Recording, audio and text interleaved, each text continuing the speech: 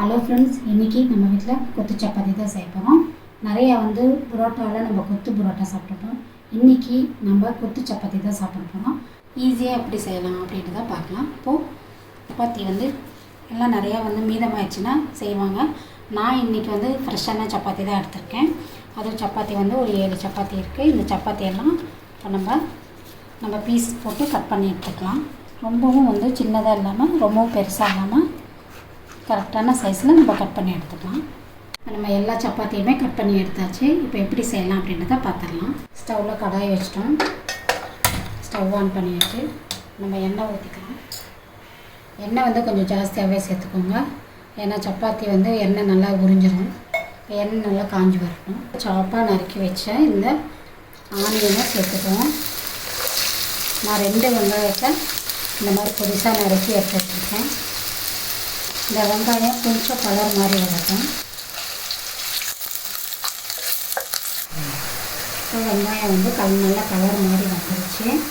இந்த டைமில் பெரிய வெங்காயத்தில் பாதி வெங்காயத்தை இந்த மாதிரி, அதாவது பெருசாக நம்ம ஃப்ரைட் ரைஸ்க்குள்ளே சேர்த்து பார்த்துக்கலாம். அந்த மாதிரி சைஸில் நம்ம கட் பண்ணி எடுத்து வச்சுக்கலாம். அதுவுமே இதில் சேர்த்துக்கலாம்.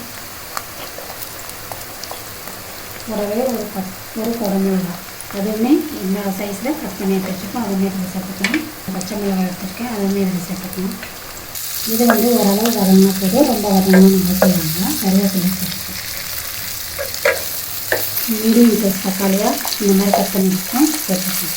தக்காளி கொஞ்சமாக வதங்கிறதுக்கு லைட்டாக நான் உப்பு சேர்த்துக்கலாம். தக்காளி நல்லா இந்த பச்சை மணம் போக நல்லா ஓரளவு வதங்கி வந்துடுச்சு. இந்த டைமில் நம்ம ஸ்பைசஸ் எல்லாம் சேர்த்துக்கலாம். 1/4 டீஸ்பூன் அளவுக்கு மஞ்சள், காரத்துக்கு ஏற்றவாறு நீங்கள் மிளகாய் தூள் சேர்த்துக்கலாம். நான் 1 டீஸ்பூன் அளவுக்கு மிளகாய் தூள், 1/2 டீஸ்பூன் அளவுக்கு தனியாத்தூள், 1/2 டீஸ்பூன் அளவுக்கு சிக்கன் மசாலா. இதெல்லாம் நல்லா இந்த பச்சை மணம் போகிற வரைக்கும் ஒரு நிமிஷத்துக்கு வதக்கிடணும். நம்ம போட்ட அந்த மிளகாய் தூள் இந்த பச்சை மணம்லாம் போயிடுச்சு. இந்த டைமில் நான் 6 முட்டை எடுத்து வச்சுருக்கேன். இந்த 6 முட்டையை நம்ம இது கூட சேர்த்துக்குவோம். உங்கள் வீட்டில் எத்தனை பேர் இருக்கீங்களோ நீங்கள் அந்த அளவுக்கு நீங்கள் முட்டையை சேர்த்துக்கோங்க. முட்டை பார்த்திங்கன்னா ரொம்ப நம்ம ஃப்ரை ஆகிடக்கூடாது. ஓரளவு ஃப்ரை ஆன வாட்டி நம்ம அந்த சப்பாத்தியை சேர்த்துக்கணும். இப்போ இந்த டைமில் நம்ம அந்த சப்பாத்தியை கட் பண்ணி வச்சுருக்க அந்த சப்பாத்தியை சேர்த்துக்கணும். இப்போ இந்த டைமில் நீங்கள் சப்பாத்தி போட்டிங்கன்னா அந்த சப்பாத்தியோட இந்த முட்டை நல்லா கோட் ஆகும். நல்லா கலந்துக்கோங்க, கைவிடாமல் கலந்துக்கோங்க. பசங்க ஸ்கூலுக்கு போனாங்களோ இல்லை வீட்டில் அதாவது ஈவினிங் ஸ்நாக்ஸாவோ குழந்தைங்களுக்கு இந்த மாதிரி நீங்கள் செஞ்சு கொடுத்தீங்க அப்படின்னா வயிறார சாப்பிடுவாங்க. இது போல் நீங்கள் செஞ்சு கொடுத்து பாருங்க.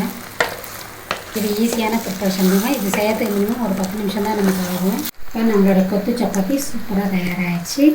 இப்போ ஃபைனலாக நம்ம கொத்தமல்லி இலையை தூவி நம்ம அப்படியே இறக்கிடணும். ட்ரை பண்ணி பார்த்துட்டு எனக்கு மறக்காமல் கமெண்ட் பண்ணுங்க. நம்மளோட சேனல் பிடிச்சிருந்தா லைக் பண்ணிக்கோங்க, ஷேர் பண்ணிக்கோங்க, சேனலை சப்ஸ்கிரைப் பண்ணி வச்சுக்கோங்க.